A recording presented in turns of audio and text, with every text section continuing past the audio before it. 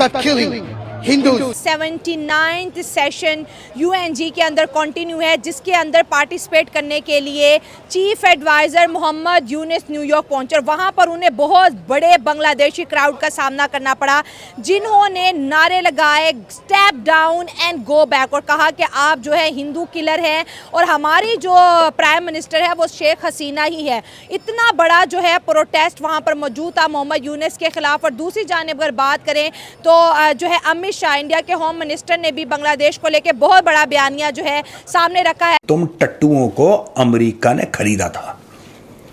बांग्लादेश के so called क्रांतिकारीज and revolutionaries, तुम लोग बिके हुए हो और तुम लोग बिक गए कुछ अमेरिकी डॉलर्स में। पहले मुझे डाउट था कि चाइना ने भी कुछ करा होगा और चाइना ने करा है, लेकिन चाइना का रोल सिर्फ 5% है। 95% जो खेला होवे वो अमेरिका का खेला होवे। दोस्तों, होम मिनिस्टर है अमित शाह साहब, उन्होंने एक जिसे कहते हैं ना बड़ा सख्त रिमार्क्स दिए हैं बांग्लादेशियों के बारे में, जो कि वो कह रहे हैं कि एंटर हो रहे हैं इंडिया के अंदर इलीगली, और उन्होंने कहा है कि ये घुसपैठिए हैं, इन्फिल्ट्रेटर्स हैं, हम इनको उल्टा लटका देंगे। जब से बांग्लादेश की दोस्ती रही है इंडिया से तो उसके हालात बहुत अच्छे रहे। हाँ, ये तो है। जब से उनकी दोस्ती वहाँ से टूटी है तो उसके हालात भी बहुत खराब हो गए, लोग रोडों पे आ गए हैं। बांग्लादेश में तो अभी एक नई हुकूमत गई है। प्रदर्शनकारियों ने मोहम्मद यूनुस के खिलाफ नारे लगाए।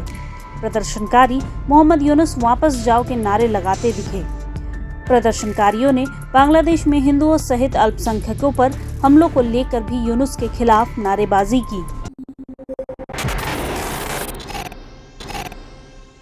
नमस्कार, जय हिंद दोस्तों। तो दोस्तों, अब भारत ने बांग्लादेशी घुसपैठियों के पर कतरने की तैयारी शुरू कर दी है। दरअसल गृह मंत्री अमित शाह जी ने बांग्लादेश के घुसपैठियों को लेकर बांग्लादेश को कड़ी चेतावनी दी है। गृह मंत्री अमित शाह जी ने झारखंड बोकारो की एक रैली को संबोधित करते हुए कहा था कि झारखंड के अंदर बांग्लादेशी घुसपैठियों के लिए कोई जगह नहीं है। बांग्लादेशी घुसपैठिए झारखंड के अंदर घुसते हैं, वे हमारी बेटियों से शादी कर रहे हैं और उनका धर्म परिवर्तन करा रहे हैं, जमीन हड़प रहे हैं और झारखंड की समृद्ध आदिवासी संस्कृति को और उनकी विरासत को नष्ट कर रहे हैं। और अब समय आ गया है कि इन बांग्लादेशी घुसपैठियों को यहाँ से पूरी तरह खदेड़ दिया जाए। अमित शाह जी ने आगे कहा कि अगर ऐसा ही चलता रहा तो आगे आने वाले 20 से 25 सालों में जो भी घुसपैठी हैं वो सभी यहाँ अल्पसंख्यक हैं, वही बहुसंख्यक हो जाएंगे और यहाँ के मूल निवासी आदिवासी जो इस समय बहुसंख्यक हैं वो अल्पसंख्यक हो जाएंगे और उन्हें अपनी जमीन और घर छोड़कर यहाँ से भागना पड़ेगा। और यहाँ की जो कांग्रेस और हेमंत सोरेन सरकार है वो सोई हुई है, वो इन मुद्दों पर बिल्कुल चुप बैठी है। कांग्रेस और हेमंत सोरेन सरकार इन्हें नहीं रोकती है, क्योंकि वो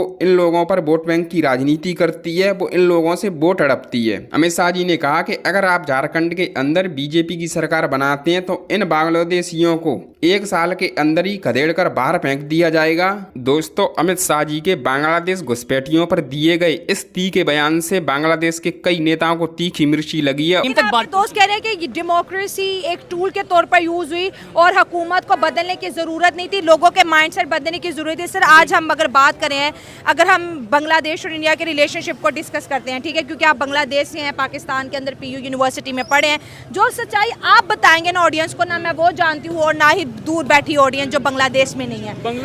बांग्लादेश के रिलेशंस की अगर आप इंडिया से बात करते हैं ना, तो आप ये देखें कि शेख हसीना को जब यहाँ से निकाला तो वो कहाँ जाके रुकी हैं। तो उन्होंने प्रोटेक्शन लेने के लिए इंडिया को चूज किया। अब सोचें कि उन्होंने सिर्फ इंडिया को क्यों ही चूज किया। हाँ। वो पाकिस्तान आ सकती थी, वो किसी और पाकिस्तान, वो कभी पाकिस्तान और बांग्लादेश के रिलेशनशिप तो कभी बेहतर ही नहीं थे ना, वो कैसे आते? ये आपको लगता है कि बेहतर नहीं थे? हाँ। बेहतर थे, सारी कुछ चीजें चल रही हैं, लेकिन मसला सिर्फ इतना है कि पाकिस्तान में जो सिस्टम है वो बहुत ही अलग है। अच्छा। यहाँ पे चलता है, सिर्फ एक कॉल आती है कहीं से और सारी चीजें चेंज हो जाती हैं। अच्छा, बांग्लादेश में भी ये पॉइंट है कि शेख हसीना वाजिद इंडिया क्यों गई?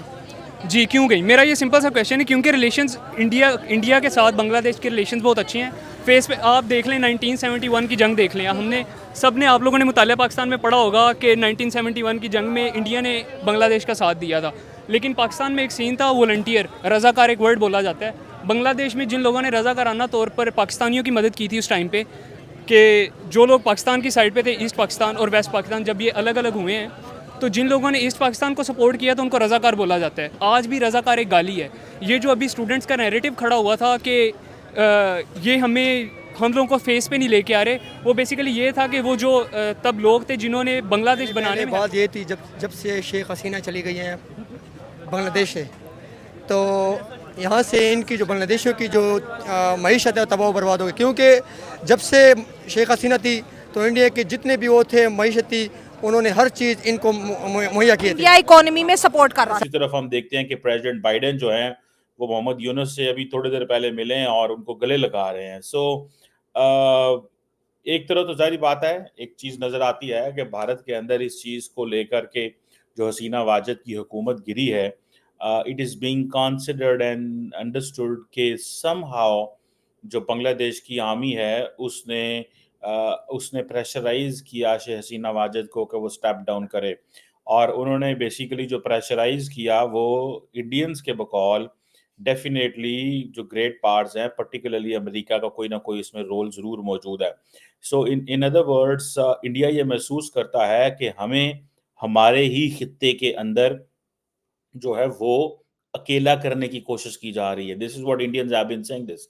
अब हो ये रहा है कि अच्छा, इंडिया का पॉइंट इस मामले में बड़ा वैलिड है, और वो वैलिड किस तरह, बल्कि आज आपको पता है, आज मेरा ख्याल है कि जो बांग्लादेश के फॉरेन मिनिस्टर हैं, फॉरेन एडवाइजर हैं, तौहीद हुसैन जो हैं, उनकी मुलाकात हुई है जयशंकर साहब से भी। अच्छा, मज़े की बात ये है, जो चीज़ मैं आपको बताना चाह रहा था, कि अमित शाह साहब जो हैं, उन्होंने कहा है कि ये जो लोग हैं ये घुसपैठी हैं, इन्फिल्ट्रेटर्स हैं, और अब बांग्लादेश की जो मिनिस्ट्री ऑफ एक्सटर्नल अफेयर है उन्होंने उसके ऊपर सवाल उठा दिया। उन्होंने कहा यार ये क्या तरीका है, आप हमारे लोगों को इस तरह कह रहे हैं। इलीगल इमिग्रेंट्स ज़रूर हैं, लेकिन बट दैट डजंट मीन कि इस तरह की हो। सो एक चीज़ तो कही जा रही है कि पिछले 50 साल के की जो बांग्लादेश इंडिया की इन्वेस्टमेंट थी बांग्लादेश के अंदर, वो उड़ गई है। ये ऐसी है जैसे पिछले 50 साल की पाकिस्तान की इन्वेस्टमेंट अफगानिस्तान के अंदर उड़ गई है। लेकिन इंडिया की जो इन्वेस्टमेंट बांग्लादेश के अंदर उड़ी है, इससे इंडिया को, सोसाइटी को कोई नुकसान नहीं हुआ।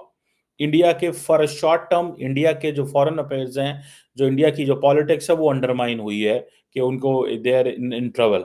But on the contrary, in Pakistan जो है हमारा तो मुआशरा ही टूट गया है ना, जिस अंदाज से हमने किया है। बहरहाल मैं उस पर अभी नहीं जाना चाह रहा, लेकिन द क्वेश्चन हियर इज कि ये जो झारखंड के अंदर जो जो जो रैलीज हुई हैं, ठीक है, अब हुआ क्या बेसिकली, अमित शाह साहब ने ये कहा कि ये जो ज़मीन है, ये ज़मीन इन लोगों की है, ना कि रोहिंग्या की है और बांग्लादेशी इन्फिल्ट्रेटर्स की है, ठीक है जी।